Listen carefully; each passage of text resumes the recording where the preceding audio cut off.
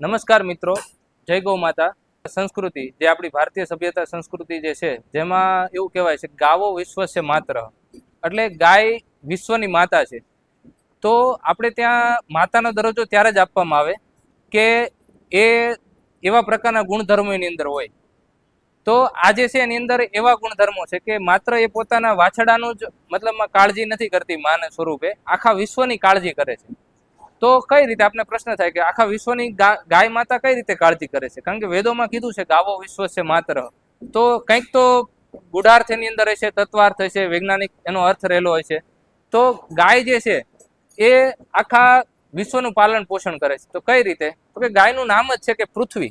ગાયનો સંસ્કૃત અર્થ થાય છે પૃથ્વી. પૃથ્વીને પણ ગાય કહેવામાં આવ્યું છે. તો એ જે ગાવો વિશ્વ છે માત્ર જે છે, તો એ પ્રથમ તો આપણે વર્ષોથી મતલબ એમાંથી આપણે એના દૂધથી પોષણ લેતા રહ્યા છીએ. માત્ર ગાયથી માત્ર એનું વાછડું જ ખાલી પોષિત નથી થતું, ગાયના દૂધથી તમામ વિશ્વના લોકો પણ પોષિત થાય છે.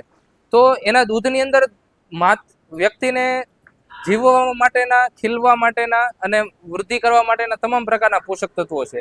એ વૈજ્ઞાનિક રીતે સિદ્ધ થઈ ગયું છે. તો એના જે દૂધ જે છે એની અંદર સર્વોત્તમ પ્રકારના ઔષધીય ગુણધર્મ અને તમામ પ્રકારના સૂક્ષ્મ પોષક તત્વો, વિટામિન્સ, આ બધી જ વસ્તુ આના દૂધના અમૃત સ્વરૂપે આપને એના આચરણની અંદરથી એ વહાવે છે.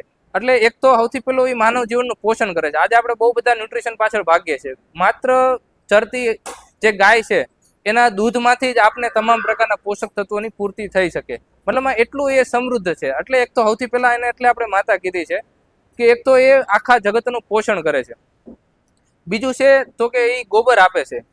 તો એ આપણે જેને વેસ્ટ કહીએ, એ ગોબરમાં પણ એટલી બધી પ્રકારના સૂક્ષ્મ પોષક તત્વો છે, એટલા બધા ખનિજ તત્વો છે કે જેનાથી આપણી જે બંજરમાં બંજર રહેલી જે જમીન છે એને સમૃદ્ધ કરી શકાય.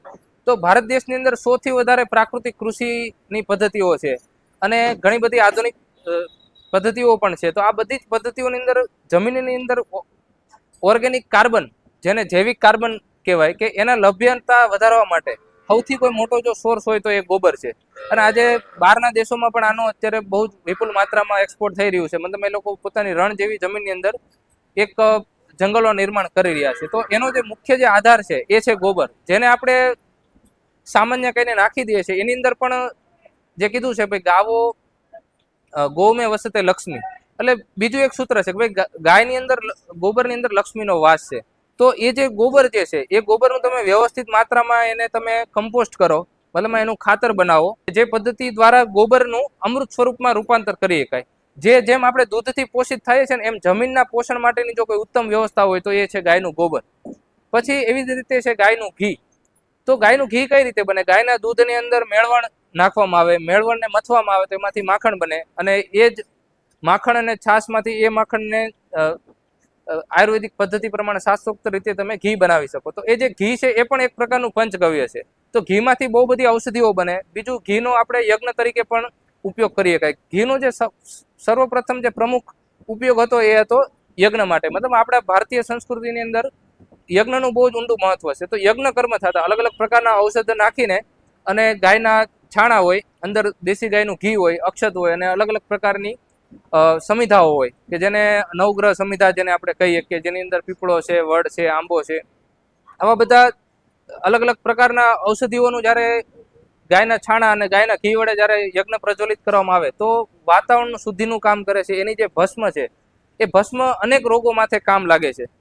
તો આ જે ગાયનું જે ઘી છે, એક તો એ સીધું જ યજ્ઞ માટે બહુ જ કામની વસ્તુ છે. મતલબ એકદમ શુદ્ધ સ્વરૂપે પ્રકૃતિના જે 4 વાયુઓ છે, ઓઝોન છે, ઓક્સિજન છે, એવી રીતના બીજા 4 જે પ્રાકૃતિક વાયુઓ છે, એ 4 વાયુની ઉત્પત્તિ એની અંદરથી થાય છે અને શોધન થાય છે એની અંદર.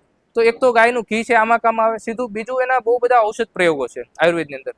ધ્રુત કરીને આખું એક પ્રકરણ છે કે જેની અંદર અલગ અલગ ઔષધિઓને ગાયના ઘીની અંદર ઉકાળવામાં આવે શાસ્ત્રોક્ત વિધિથી, અને એનાથી બહુ બધી પ્રકારની ઔષધિઓ બનતી હોય છે.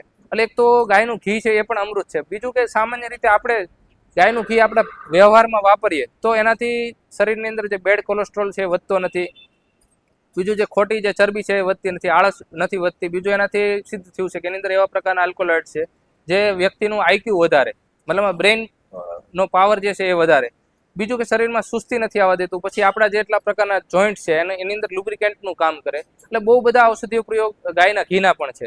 પણ પ્રમુખ જે કામ હતું એ એવું છે કે યજ્ઞનું, કારણ કે આપણે કઈ પણ વસ્તુ ખાઈએ તો આપણે એકલાને જ લાભ મળે, પણ આની આ વસ્તુ જો યજ્ઞ સ્વરૂપે આપણે ઘીને વાપરીએ તો આખા વિશ્વના વાતાવરણને અને આખી પ્રકૃતિને લાભ મળતો હોય છે. બીજું છે ગાયનું છાશ. તો છાશ પણ એટલી ઔષધીય રીતે વાતપિત્ત કફ ત્રણેય દોષના જે લોકો છે એના માટે કામની છે. એટલે જે તાજી છાશ છે એ પણ બહુ બધું મોટું પોષકનું કામ કરતું હોય છે. એટલે આવી રીતે જે પંચગવ્ય છે ગાયના, એ 5 ગવ્યો મતલબમાં એ માનવ જીવન માટે, અને એમાંથી એક પ્રમુખ દ્રવ્ય રહી ગયું ગાયનું ગૌમૂત્ર. એટલે ગાયનું ગૌમૂત્ર છે એ પણ ઔષધિનો ભંડાર છે. આ પણ કૃષિ ક્ષેત્ર પણ એટલો જ કામનો છે. અને ગાયનું જે ગૌમૂત્ર જે છે એ મતલબમાં સ્વાસ્થ્ય માટે પણ એનો અર્ક છે. પછી ગાય ગૌમૂત્રની ઘનવટી છે. આ બધા બહુ બધા એવા વિશેષ પ્રયોગો પંચગવ્યના છે. મતલબમાં વિસ્તારથી આપણે વાત કરીએ તો આમ ગણો તો આખું વર્ષ જોઈએ આપણે, કે જેનાથી એક એક ગવ્યને આપણે સમજીએ કે ભાઈ દૂધનો શું ઉપયોગ છે, છાશનો ક્યાં ઉપયોગ છે, ઘીનો ક્યાં ઉપયોગ છે, ગૌમૂત્રનો ક્યાં ઉપયોગ છે. એટલે આવી રીતે જે ગાયના જે પંચગવ્ય છે તો એ પંચગવ્યનો વિસ્તારથી ઉપયોગ આપણે સમજીએ તો બહુ સમય લાગે. પણ પ્રમુખ આ જે 5 ગવ્ય જે છે, જેને આપણે પંચગવ્ય સ્વરૂપે જે કહીએ છીએ, આ બધું જ અમૃત છે. મતલબ એનો યોગ્ય રીતે જાણીને એનો જો ઉપયોગ કરવામાં આવે તો આ શાસ્ત્રોક્ત રીતે કહેવાય કે ગાય એ સાક્ષાત કામધેનુ છે. મતલબ જે માગો એ આપે, અને જે પંચગવ્ય છે એ સાક્ષાત અમૃત સમાન છે. બસ, ધન્યવાદ.